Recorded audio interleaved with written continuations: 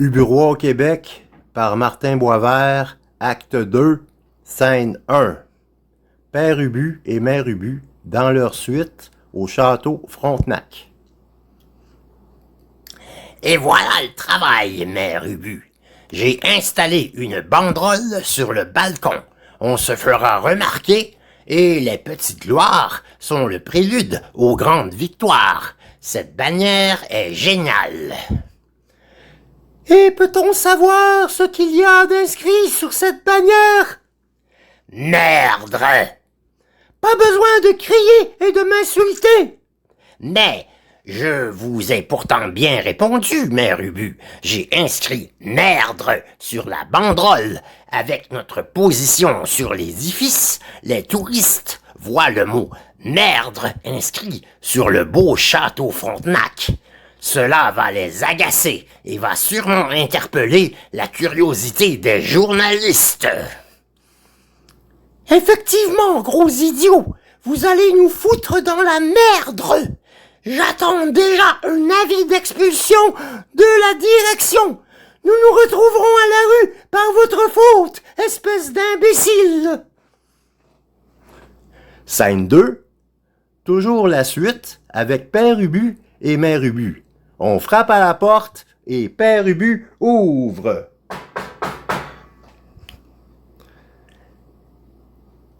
Sylvain Tremblay, reporter au Soleil. Qu'est-ce que c'est que cette banderole? Est-ce de l'art conceptuel?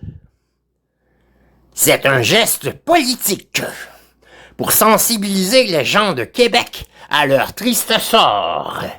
Le tourisme, c'est de la merde, et c'est bien tout ce qu'on laisse aux gens d'ici, alors qu'ils sont les fondateurs et qu'ils occupent une position stratégique. Nous devrions être les leaders et non pas être réduits à une attraction touristique et à un rôle folklorique. Québec, c'est beaucoup plus que cela. Nous sommes toujours dans l'ombre de Montréal, qui mobilise toute l'attention. Alors Québec, la ville touristique, dit merde et revendique sa place de ville stratégique et de leader de la francophonie. Et vous faites ce geste au nom de quelle organisation? Je fais cela de mon propre chef. Je suis un patriote qui a fui Montréal, car la langue française y est menacée, ainsi que notre belle culture québécoise. Je suis le père Ubu, et je veux que les gens de Québec retrouvent leur dignité face à Montréal, qui les traite comme des citoyens de seconde zone. Québec proteste. Québec dit merde à sa vocation touristique et aux anglophones. Nous prendrons les rênes du pouvoir. Je suis multimillionnaire. Je ferai l'acquisition d'un poste de radio pour mobiliser le peuple et je redonnerai même aux gens de Québec une équipe de hockey. Nous remporterons la coupe dès notre première année d'existence, foi de Mère Ubu. J'en ferai une exigence pour mon époux et j'obtiens tout ce que je veux de mon gros polichinelle. N'est-ce pas, mon amour? Et comment se nommera cette nouvelle équipe?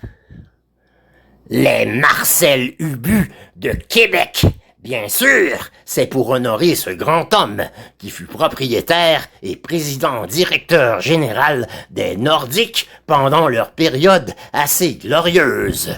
On pardonnera la faute d'orthographe au nom du principal intéressé, bien volontaire, car c'est pour une bonne cause, celle de votre humble serviteur. Bonne chance dans vos projets, Père Ubu. Et nous attendons impatiemment la coupe à Québec. Scène 3. Studio de Radio 3X, la radio du décervelage. Père Ubu, derrière un gros micro. Nobles citoyens de Québec, voici l'ultime radio. Celle que vous attendiez depuis si longtemps. La vraie détente après le boulot. Le grand repos pour votre cerveau que vous aurez le plaisir de mettre à zéro en écoutant votre radio, celle du nouvel âge, celle du décervelage. Oubliez tous votre raison et écoutez bien cette chanson. Radio 3X, le seul choix pour tous les Québécois. Écoutez-moi ça. Vive le père Ubu. Hurrah, corne au cul, vive le père Ubu. Hurrah. Scène 4. Réunion des propriétaires des franchises de la LNH, Association de l'Est, Division Atlantique. Un homme prend la parole. Gentlemen, we got this request from Quebec City, from a weird guy named Père Ubu. Imagine the guy. He has no experience at all, speaks a funny old French, and moreover, with his ghost costume, he looks like a member of the Ku Klux Klan. What clown will he do? Our public will laugh at him. It will be like a comedy, and it will attract crowds. I recommend accepting this team without delay. People need to laugh, and they like to see these poor French Canadians lose. Scène 5. On voit une radio. À l'issue de la saison de hockey, contre toute attente, les Marcel Ubu de Québec ont remporté la Coupe Stanley contre les Kings de Los Angeles. Mère Ubu et Père Ubu sont au restaurant, seuls à une table, en retrait, et savourent leur triomphe. De par ma chandelle verte, Mère Ubu, nous devrions les appeler les Kings de Pologne, car nous les avons détruits comme nous l'avions fait au siècle dernier pour ce pauvre roi Venceslas. Vous me comblez, mon gros polichinelle. Moi aussi, je suis comblé, Mère Ubu. Surtout quand je me souviens de ces moments de ferveur, quand nous marquions les points et que la foule scandait « Il Ubu!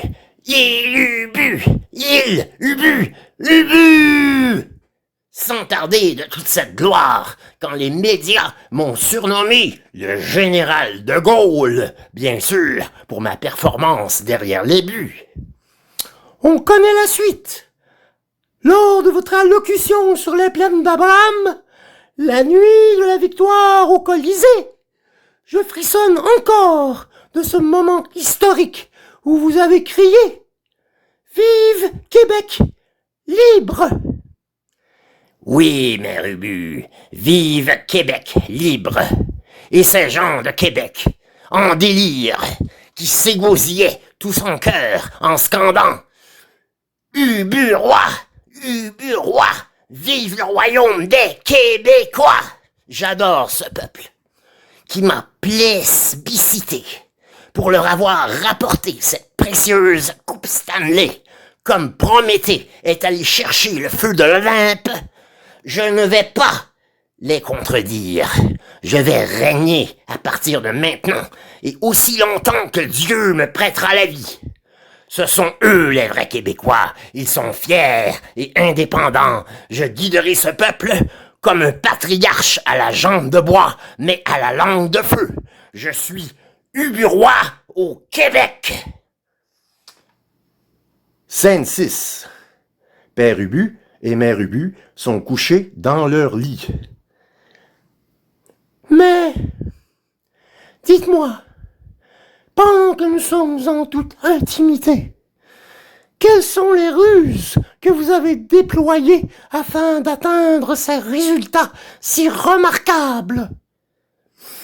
En toute modestie, Mère Ubu, c'est grâce à ma science et mon talent. Mon record de jeu blanc était simplement dû à un champ magnétique généré par des électroaimants secrètement dissimulés dans mon but. Les arbitres n'y ont vu que du feu. Quant aux joueurs de l'équipe, ils tirent leur énergie de ma fabuleuse recette de poutine à l'andouille. Elle a quelque chose de pas catholique, votre poutine à l'andouille. N'est-ce pas, Père Ubu? Éclairez-moi, mon chéri, sur la nature de votre manigance. Le secret est dans la sauce. Mes sbires se sont infiltrés dans la population de Québec et ont découvert que certaines gens sont des descendants directs des nobles. Certains ont même toujours le sang pur. J'ai fait kidnapper quelques-unes de ces personnes. Comme dans le passé, je les ai enfermés dans la machine à faire péter. Et pour extraire des gaz nobles que j'ai ensuite combinés avec ce produit utilisé par certains soldats pendant la Deuxième Guerre mondiale. Le résultat, en combinant les gaz, c'est la pétamphétamine qui augmente l'acuité ainsi que la résistance à la fatigue, tout en donnant un goût addictif à notre poutine à l'andouille qui est déjà si délicieuse. Après des résultats concluants auprès des joueurs du Marcel Ubu, nous répandrons son usage dans l'ensemble de la population de Québec, qui salive déjà devant ce nouveau mets national. Nous offrirons cette nourriture au peuple et elle saura combler leur appétit pour la performance et les gens de Québec deviendront ainsi la nouvelle élite d'Amérique du Nord. À suivre.